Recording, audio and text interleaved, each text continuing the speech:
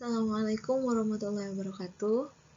Kembali lagi dengan mata pelajaran Humas dan Keprotokolan untuk kelas 11 OTKP. Oke, untuk pertemuan kali ini kita akan membahas mengenai profil perusahaan. Yes. Ada yang tahu profil perusahaan itu apa? Nah, profil perusahaan merupakan penjelasan mengenai perusahaan termasuk produk serta keunggulan perusahaan dibandingkan pesaingnya. Oke. Lalu, apa saja sih yang harus ada dalam profil perusahaan?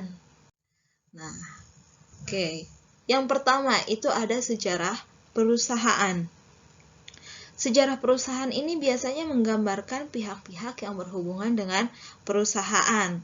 Kemudian, apakah perusahaan tersebut cukup kuat secara pengalaman ataukah bisa jadi sejarah awal mula suatu berdirinya perusahaan. Nah, itu bakal ada di sejarah perusahaan.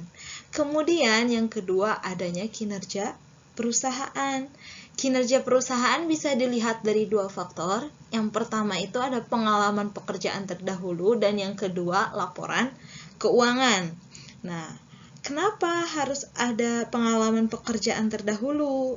Nah, di dalam pengalaman pekerjaan terdahulu, kita itu dapat menampilkan pengalaman perusahaan dalam menyelesaikan pekerjaan yang baik itu sukses ataupun gagal. Jika gagal, bagaimana cara perusahaan menyelesaikan kegagalan tersebut atau membuat strategi terbarunya. Nah, kemudian di laporan keuangan, nih ya, dalam laporan keuangan,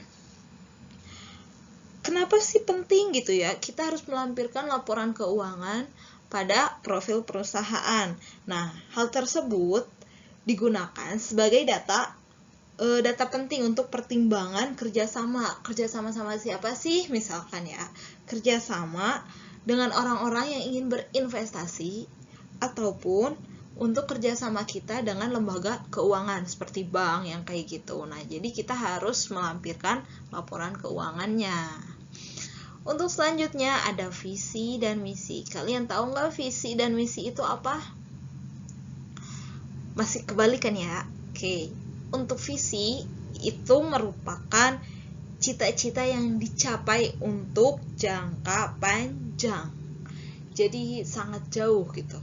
Kemudian visi merupakan step by step cara-caranya untuk kita menggapai impian tersebut, cita-cita tersebut kayak gitu. Secara singkatnya kayak gitu ya. Paham?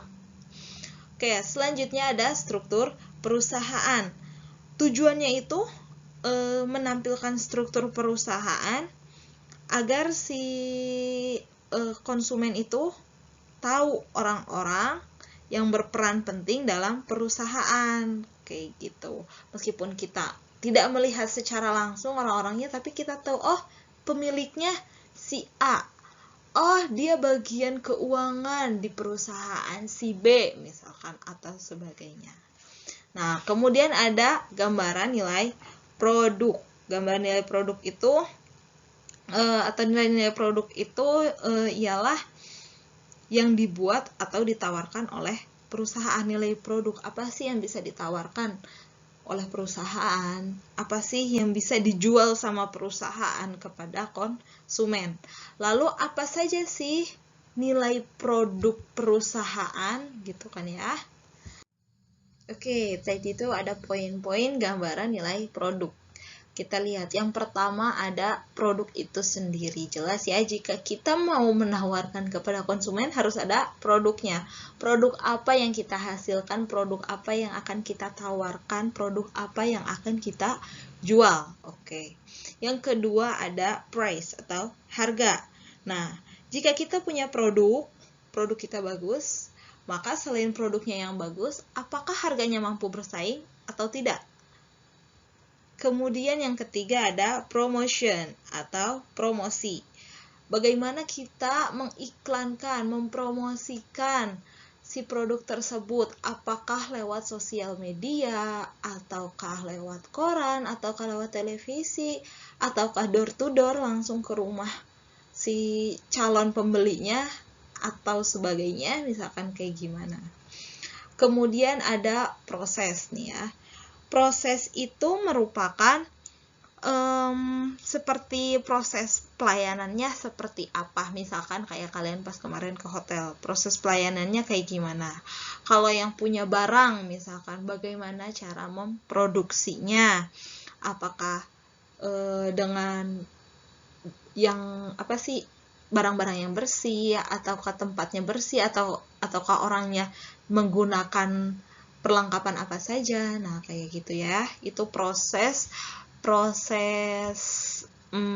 produk itu, proses pembuatan sebuah produk itu sangat berpengaruh, sangat menarik si konsumen. Oke, selanjutnya ada placement. Placement di sini bagaimana cara pendistribusian barang. Pendistribusian kayak gimana? Jadi, apakah kita akan menjualnya secara langsung nih barang misalkan, ataukah kita akan punya agen khusus gitu untuk penjualannya, ataukah kita akan menawarkannya kepada grosir-grosir, ataukah kita yang langsung turun ke konsumen. Nah, kayak gitu. Itu placement ya. Kemudian ada people. Yes. People di sini ialah sumber daya yang ada di perusahaan, baik itu yang produksi ataupun yang menjualnya dan sebagainya. Jadi orang-orang yang terlibat dalam pembuatan produk tersebut. Kemudian ada physical evidence. Apa sih physical evidence gitu kan ya? Ialah kita itu menampilkan bentuk fisik perusahaannya. Apakah perusahaannya itu memang siap dengan segala hal, kayak oh ini ada plan untuk pelatihan khusus misalkan, kemudian ada khusus untuk produksinya, kemudian si perusahaan itu sebelum mempekerjakan si karyawannya itu ada tahap dia sekolah dulu, misalkan 1 tahun lah kayak gitu dan sebagainya.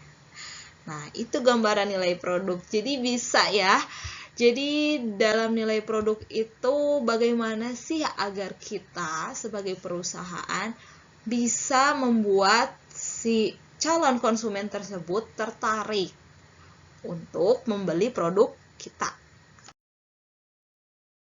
Nah, kemudian bagaimana sih cara membuat profil perusahaan? Caranya itu bagaimana? Saya akan sampaikan cara membuat profil perusahaannya ini. Contohnya ada di farming company. Saya akan menjelaskannya di video selanjutnya. Oke, terima kasih telah hadir dalam kelas saya. Jangan lupa menulis materi yang sudah saya jelaskan tadi. Gampang ya, dikit kayak gitu kan. Di buku catatan, dan lanjutkan untuk melihat video profil apa saja sih yang ada di profil perusahaan, bagaimana caranya, ada apa aja kayak gitu ya. Oke, semoga semuanya ada dalam keadaan sehat. Wassalamualaikum warahmatullahi wabarakatuh.